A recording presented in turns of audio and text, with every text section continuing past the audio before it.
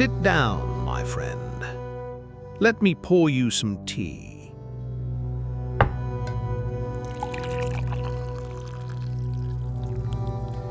Where were we last time? Ah, yes, the young man Yusuf and the strange pages he found. Pages that whispered of a forgotten city, a city with no life, no sound, no return. When Yusuf finished reading the manuscript, a strange chill ran through his body. He couldn't tell if it was the dawn breeze or the dread from what he had just read. He lay on his bed, staring at the ceiling, thoughts swirling. The name Ahmad ibn Ishaq, it echoed the names of great scholars from Islamic history. Was he a traveller? A mystic? A forgotten intellect from the past? If these pages were merely a horror story, then the author had succeeded. But if they were real, that was another matter entirely.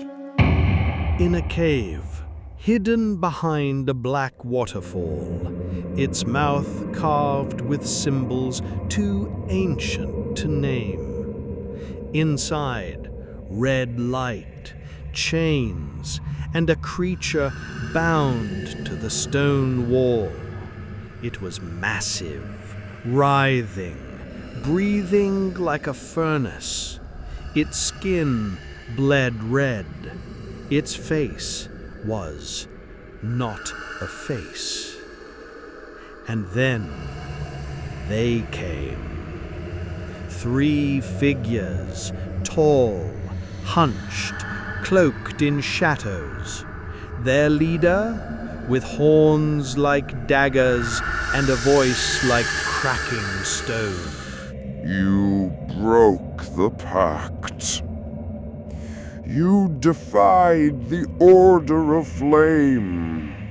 You reached into the world of men. Now you will rot in silence, forgotten. What was this? Yusuf got up, used the bathroom, prayed, checked the fridge for food, then rushed back to his room. He grabbed the manuscript again and, without a second thought, opened his laptop. He needed to find something, anything, a clue. He typed into the search bar, Ahmad ibn Ishaq al-Baghdadi. The first few results were irrelevant. People with similar names, historical figures with Ishaq or Baghdadi in their names. But the fourth link, it led to an obscure forum. Title, Arab Legends and Their Connection to Reality. In the middle of the post, Yusuf found this. Now, we move to a lesser-known tale, one that never reached the fame of other Arab myths. A man named Ahmad ibn Ishaq al-Baghdadi, said to be a relentless traveller, wandering the east and west without rest. In fragmented records, he was tied to stories involving sorcery and strange places. The most famous of these was a city he mentioned in his lost book, The Traveller's Treasure, a place he called the City of the Dead. He wrote of a lifeless city, abandoned, empty, which he found on the road from an ancient Egyptian village to Cairo. The city had appeared suddenly and then vanished, just as strangely. The governor at the time allegedly ordered The Traveller's Treasure and another book, Pearl Diver, to be burned. After that, Ibn Ishaq vanished. All that remains is this story of a man, a city, and a curse that history tried to erase. Yusuf found dozens of blogs and articles echoing the same myth. A lost manuscript, a cursed city, and a man whose life was wrapped in mystery. Some scholars denied the manuscript even existed. Others believed in it, pointing to scattered references across different old texts. Still stunned, Yusuf ran his fingers across the old pages. Something about the paper felt off. It was long, longer than standard sheets. The ink was faded in places, smudged in others. There was a strange thread binding the papers, nothing like modern printing. Wait, the writing, it was handwritten. Each word was slightly different. The strokes, the size, the ink. This is real. This is the original manuscript. The next day in Cairo University, Yusuf, a law student, met with his friends between lectures. Mahmud, already known to us from earlier, Mustafa, with his ever-present glasses and quiet curiosity, Ahmad, the charming one who's just joined the story, and Hamid, the loud-mouthed, flirtatious type who never holds back. Guys, I swear this is real. I've been digging for 2 days. It's not just some story. Bro, not everything on the internet is true. Most of it's just legends, stories people made up for entertainment.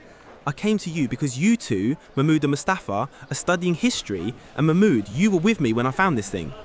Look, I was there, yeah, but that kiosk had all sorts of weird old books. If I bring this to my professors, they'll laugh me out of the room. I'll be labelled as some nut who believes in sorcery. Wait. Maybe we could ask one of the professors indirectly.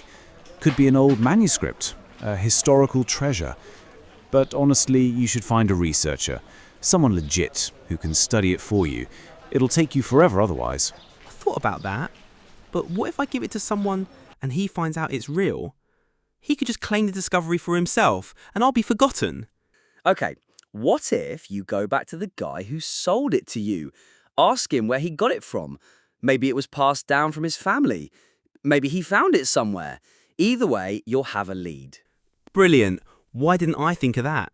That's it. They agreed. Mustafa and Mahmud would discreetly ask around at the university, while Yusuf would head back to Azbekaya to find the old man. On his way back from university, Yusuf took the metro and returned to Azbekaya.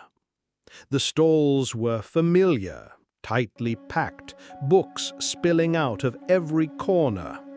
He retraced his steps.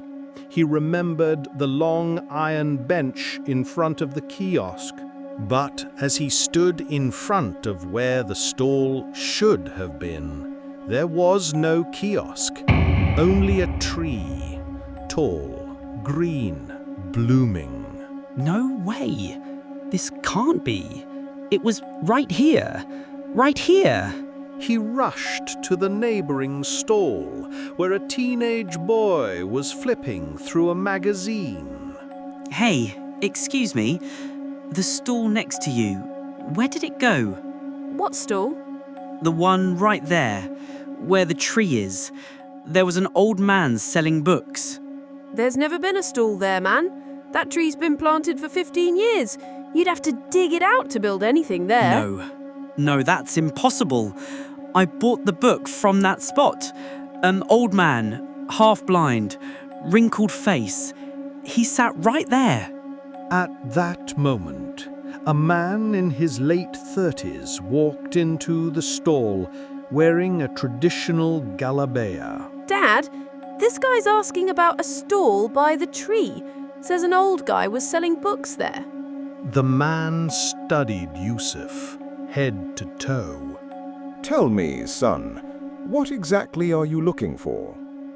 3 days ago, I bought a manuscript from that spot, but now there's just a tree. Am I going crazy? Maybe you're confused. These stalls can look alike. I'm sure. I remembered the iron bench. It was right in front of his stall. Describe him. His left eye was clouded, almost blind, really old, deep wrinkles.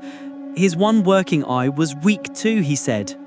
The man froze, looked deeply into Yusuf's face. I think you're describing Uncle Sobi, but there's a problem, son.